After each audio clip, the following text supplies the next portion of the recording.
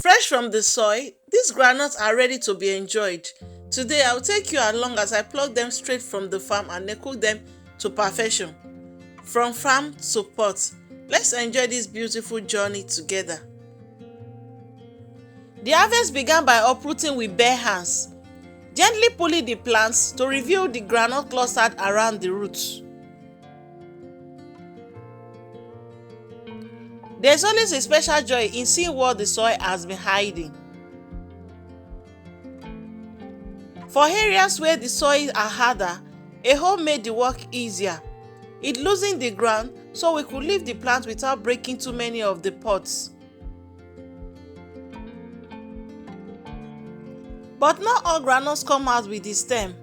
Some remain buried in the soil, so you have to bend down and pick them out one by one with your bare hands. It's a little bit extra work, but every nut is worth it. Now comes the plucking stage. After rotating the groundnut plant, the next step is carefully plucking the pods from the stem. This is important because leaving them on the stem makes it difficult to wash, dry, or cook them properly.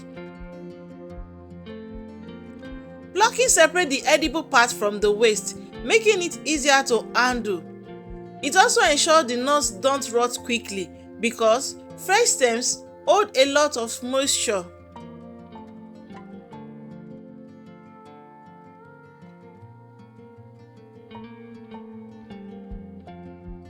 Groundnut is more than a snack. It is one of the world's most valuable crops.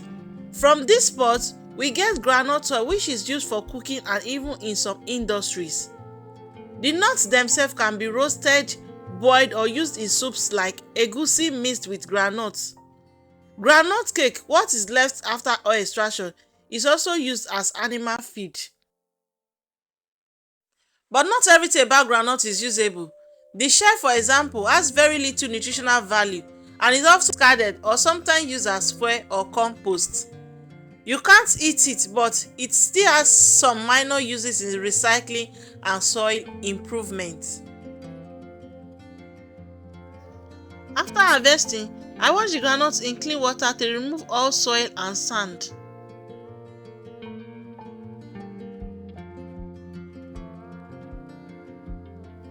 Next, I pour them into a pot, added enough water to cover them, and sprinkled salt. That's all you need, simple, but it brings out their natural taste.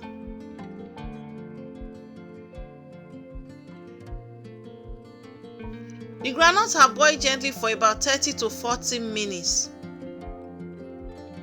As they cooked, the shell softened and the kitchen filled with that sweet, nutty aroma.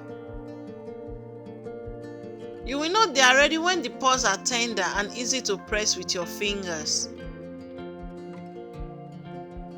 But boiled groundnuts is just one way to enjoy them.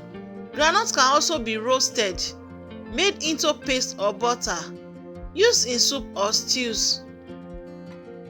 Processed into groundnut oil, turned into snacks like kuli-kuli, groundnut cake, or coated groundnuts that kids love.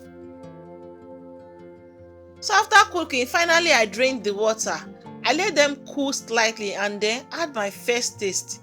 It was so soft, warm and salty.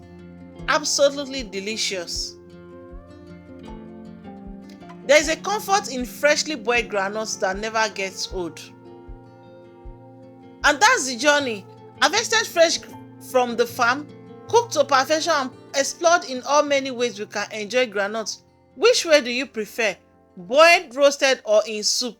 Let me know in the comments. Don't forget to like, share and subscribe for more farm to kitchen moments. See you in the next video. God bless you and bye.